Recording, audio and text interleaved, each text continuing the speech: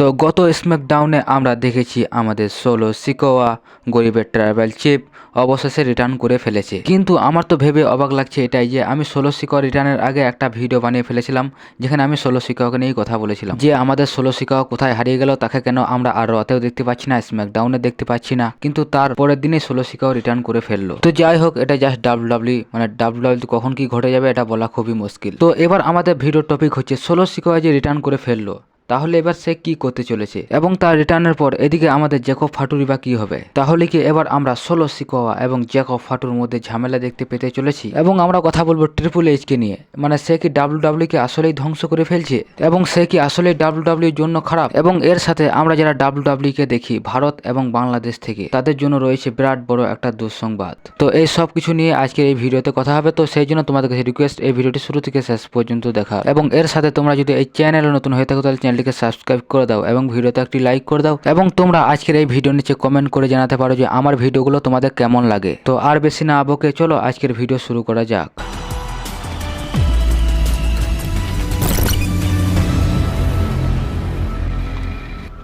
তো সবার প্রথম কথা বলা যাক আমাদের সেই দুঃসংবাদটার ব্যাপারে। মানে আমরা যারা ডাব্লিউডাব্লিউ কে লাইভ দেখি ভারত এবং বাংলাদেশ থেকে, তো আমাদের জন্য কি দুঃসংবাদ অপেক্ষা করছে। তো বিশেষ করে আমরা যারা ভারত থেকে ডাব্লিউডাব্লিউ কে লাইভ দেখি, তো নেটফ্লিক্স ইন্ডিয়া এটা কনফার্ম করে বলে দিয়েছে যে এবার থেকে নেটফ্লিক্সের ওপর সবকিছু চলে যেতে চলেছে। এবং আমরা যারা সোনি স্পোর্টসের ওপর ডাব্লিউডাব্লিউ কে দেখতাম, তারা আর কিছুদিন পর থেকে দেখতে পারবো না। এবার আমাদেরকে ডাব্লিউডাব্লিউ দেখতে হলে নেটফ্লিক্সের সাবস্ক্রিপশন নিতে হবে। এবং তোমরা যদি ভাবো যে এটা শুধু ভারতের জন্য না, এটা বাংলাদেশের জন্য কার্যকরী হতে চলেছে। মানে তোমরাও আর ডাব্লিউডাব্লিউ কে লাইভ দেখতে পারবে না টিভিতে বা অন্য কোনো অ্যাপ দিয়ে দেখতে, তারা আর ডাব্লিউডাব্লিউ কে লাইভ দেখতে পারবে না। এই জন্য তোমাদেরকে অবশ্যই নেটফ্লিক্সের সাবস্ক্রিপশন নিতে হবে। তো এটা আমাদের জন্য, বিশেষ করে যারা ডাব্লিউডাব্লিউ কে লাইভ দেখি, এদের জন্য অনেক বেশি দুঃসংবাদ। কারণ নেটফ্লিক্সের এক একটা সাবস্ক্রিপশনের মূল্য অনেক বেশি হয়ে থাকে, যা কিনা আমাদের অনেকের সাধ্যের বাইরে। এবার এই বিষয়ে তোমাদের কোনো মতামত থাকলে তোমরা আমাকে কমেন্টের মাধ্যমে জানাতে পারো। তো এবার কথা বলা যাক ট্রিপল এইচ এর বিষয়টিকে নিয়ে। মানে সে কি আসলেই ডাব্লিউডাব্লিউ কে ধ্বংস করছে এবং ট্রিপল এইচ কি ডাব্লিউডাব্লিউর জন্য খারাপ। তো ট্রিপল এইচ এর বেশ কিছু ভালো দিক রয়েছে, তো সেগুলোকে যদি আমরা সাইডে রাখি তাহলে আমরা দেখতে পাবো যে ট্রিপল এইচ যা কিছু করছে ডাব্লিউডাব্লিউতে, এগুলো কিন্তু মোটেও ভালো কিছু তো নয়। এবং ট্রিপল এইচ ফ্যান্সদেরকে শক দিতে গিয়ে পরবর্তীকালে সেই বিষয়টাই ফ্যান্সদের কাছে কাল হয়ে দাঁড়াচ্ছে। এবং আমরা যারা ভিন্স ম্যাকম্যানকে তার কর্মকাণ্ডের জন্য অপছন্দ করতাম, হ্যাঁ হয়তোবা ভিন্স ম্যাকম্যান ডাব্লিউডাব্লিউতে অনেক খারাপ কাজ করেছে, কিন্তু এরপরে সেসব বিষয়কে যদি আমরা সাইডে রাখি তাহলে কিন্তু ডাব্লিউডাব্লিউ বিজনেসকে ভিন্স ম্যাকম্যান ভালোভাবে বুঝতো এবং যার ফলে ডাব্লিউডাব্লিউতে কোথায় কোন রেসলারকে কিভাবে ইউজ করতে হবে এটা ভিন্স ম্যাকম্যান খুব ভালো করেই জানতো। এবং যার ফলে আমরা ভিন্স ম্যাকম্যানের আমলে দেখতে পেয়েছি যে যেরকম টাইপের সুপারস্টার তাকে সেভাবেই ডাব্লিউডাব্লিউতে বুক করা হতো, কিন্তু ট্রিপল এইচ সেটা কখনোই করতে পারছে না।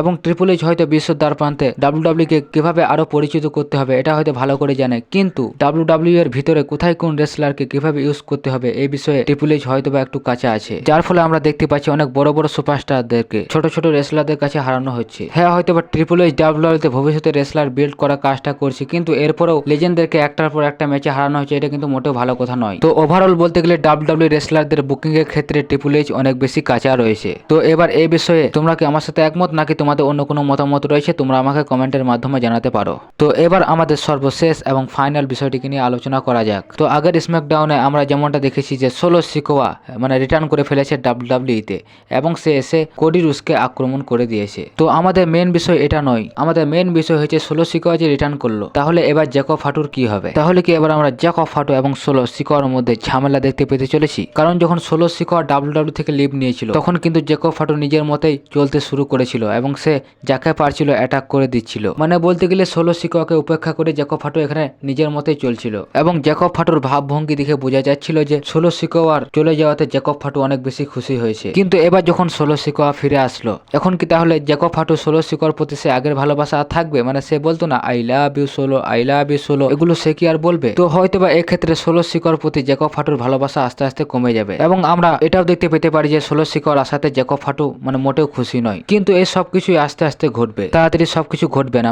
হয়তোবা জ্যাকব ফাটু এখন সোলো সিকোয়াকে অ্যাকনোলেজ করবে এবং সে দেখানোর চেষ্টা করবে যে সে এখনো সোলো সিকোয়াকে অ্যাকনোলেজ করে, কিন্তু এভাবে সে আস্তে আস্তে সোলো সিকোয়ার বিপক্ষে যেতে শুরু করবে। কিন্তু ওই যে বললাম এই সবকিছুই আস্তে আস্তে ঘটবে এবং এখন যেহেতু সোলো সিকোয়া রিটার্ন করে কোডি রুসের ওপর আক্রমণ করেছে, অতঃপর এখন 16 শিখর সাথে কোডি রুসেরই স্টোরি লাইন চলবে। এবার দেখার বিষয় এটাই যে 16 শিখর সাথে আসলে জ্যাকব ফাটু থাকতে চাইছে কিনা, নাকি এবার জ্যাকব ফাটু 16 শিখরকে উপেক্ষা করে নিজের মত অনুসারে চলতে শুরু করবে। তো এই বিষয়ে তোমাদের কোনো মতামত থাকলে তোমরা আমাকে কমেন্টের মাধ্যমে অবশ্যই জানাতে পারো। তো যাই হোক, আজকে ভিডিওটা এখানে শেষ করছি। ভিডিওটি ভালো লাগলে তোমাদের কাছে রিকোয়েস্ট, প্লিজ চ্যানেলটিকে সাবস্ক্রাইব করে দাও এবং ভিডিওতে একটি লাইক করে দাও এবং অবশ্যই একটা কমেন্ট করে দাও। তো দেখা হচ্ছে পরে ভিডিওতে। Tata, good bye.